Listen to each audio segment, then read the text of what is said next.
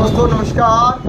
आज मैं फिर आप लोगों के सामने इंडिका बुक का 41वें पार्ट के साथ फिर मैं हाजिर हूँ। और आज का जो विषय है आपको आश्चर्य कर देने वाला विषय है। पुराणों के द्वारा जो दी गई बातें हैं और महात्मा बुद्ध की बातों को दोनों टैली किया जाता है तो उसमें बहुत ज़्यादा अंतर आता है। पुराणों में दी गई वंशावली के अनुसार भारत के खानदान में जो पैदा हुए महाभारत काल का जो बात है, यानी जो है भरत नाम का जो आदमी था, भारत नाम का आदमी था, उस खानदान में पैदा हुए महाभारत के लोग, उस खानदान में पैदा हुए महाभारत के लोग, उसमें 25वीं पीढ़ी जब मिलाएंगे तो उसमें काफ़ी अंतर आता है। 25वीं पीढ़ी मिलाने के बाद जब उन लोगों में काफ़ी अंतर आता है, उसी महाभारत के लेख के जो पात्र लोग हैं, कहीं पर कई सौ साल पीछे उनको लिख दिया गया उनकी पैदाइश हुई, और कहीं पर ऐसा लिख दिया गया उनको कई सौ साल बाद पैदाइश हुई। इसलिए ये काफ़ी अंतर आता है। अंतर आने का मतलब ये होता है कि उसको अंदाजी तौर पर लिखा गया, उसको मनगढ़ंत कहानियों के द्वारा लिखा गया, अंदाजी तौर पर लिखा गया, जिसमें लगभग 500 साल बाद महाभारत की लड़ाई हुई। इसके बाद जो भारत नाम का लड़का था उसके 500 साल बाद महाभारत की लड़ाई हुई। जो 500 साल बाद महाभारत की लड़ाई हुई, काल गणना के नाम पर दावा किया जाता है कि 500 साल बाद लड़ाई हुई। भगवान बुद्ध के जन्म के 2539 साल पहले हुई थी। या इन्होंने लिख रहे हैं कि महात्मा बुद्ध के जन्म के पहले जो भारत नाम का आदमी था 2539 वर्ष पहले वो पैदा हो चुका था। जब 2539 वर्ष वो पहले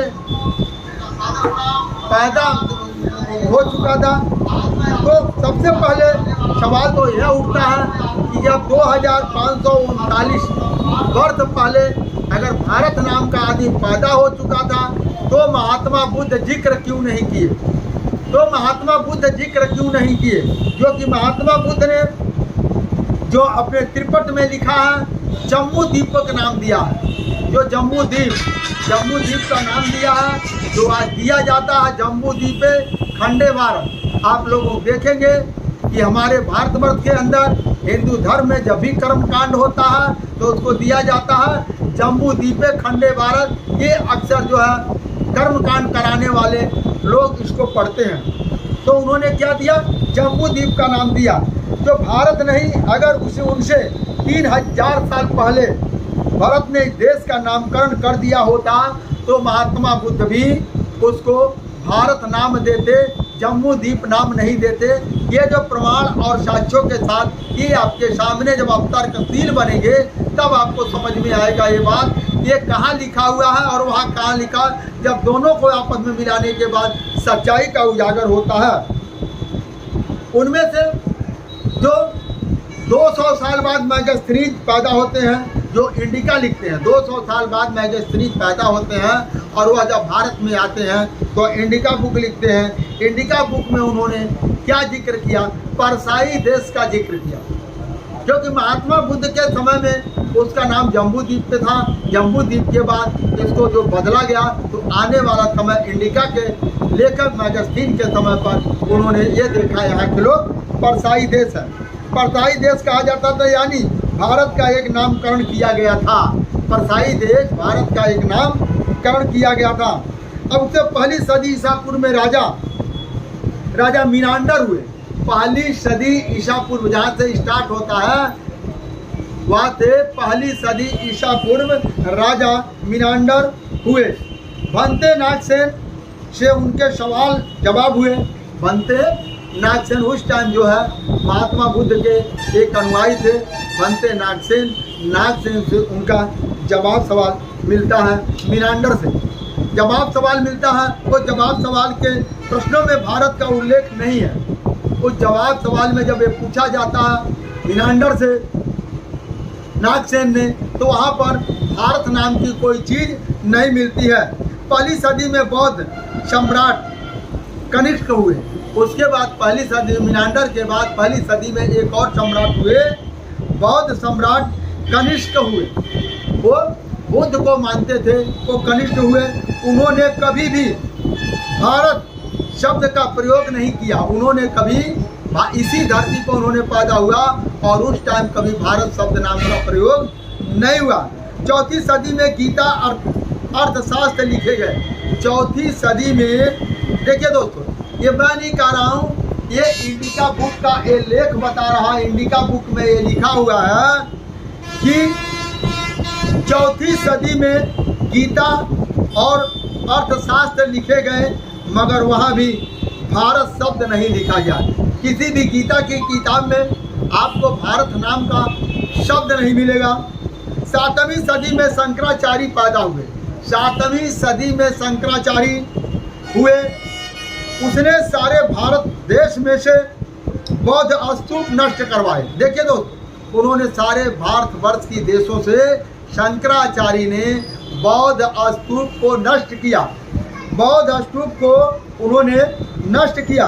भारत के चारों कोने में बौद्ध विहार, भारत के चारों कोने में बौद्ध विहार में उसने अपने 4 मठ स्थापित कर दिए, मगर उनमें से भारत भूमि का शब्द नहीं आया।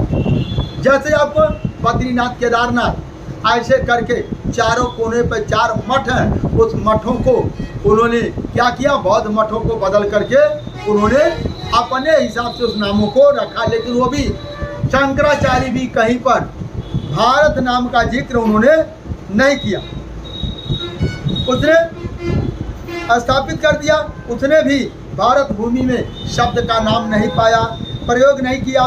10वीं सदी में दोस्तों, एक एक प्रमाण के साथ मैं बता रहा हूँ, इंडिका बुक के साथ, और कहते हैं जिसका साक्ष्य है वो सत्य है, जो प्रत्यक्ष है उसको प्रमाण की आवश्यकता नहीं होती है।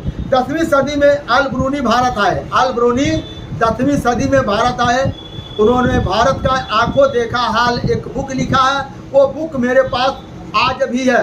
वो बुक मैं यूनान से मंगवाया हूँ, बाहर से मंगवाया हूँ, और जितनी बातें उस यूनान के बुक में, अल ब्रूनी के भारत यात्रा के जो बुक लिखी गई है, उस बुकों में आज भी साक्ष्य है, आज भी साक्ष्य है। उनको लेखों के अनुसार जा करके जहाँ जहाँ लिखा है वहाँ आज आप जाएंगे, देखेंगे तो आज वो साक्ष्य मिलेगा। भारत में घूमकर मगर उन्होंने पूरे भारतवर्ष को घुमा, लेकिन कहीं भारत नाम का जिक्र नहीं पाया। फिर अनेक हमलावरों आए, अंत में मुगल आए। भारत के अंदर अनेक हमलावर आए, अंत में मुगल आए। पहले मुगल ने बाबरनामा लिखा। बाबरनामा लिखा। उसके पोते अकबर ने अकबरनामा लिखा। अब देखिए क्या चल रहा। जब बाबर आए उन्होंने एक बाबरनामा लिखाया, उनके पोते जब आए अकबरनामा लिखा। मगर दोनों ने कहीं इस देश का नाम भारत नहीं लिखा। वो लोगों ने कहीं भी जितने भी पुराने लेखों मिलेगा लेखक, कहीं भी भारत नाम नहीं लिखा। सबसे अंत में अंग्रेज आए। उन्होंने इस देश के सीमाएं तय की।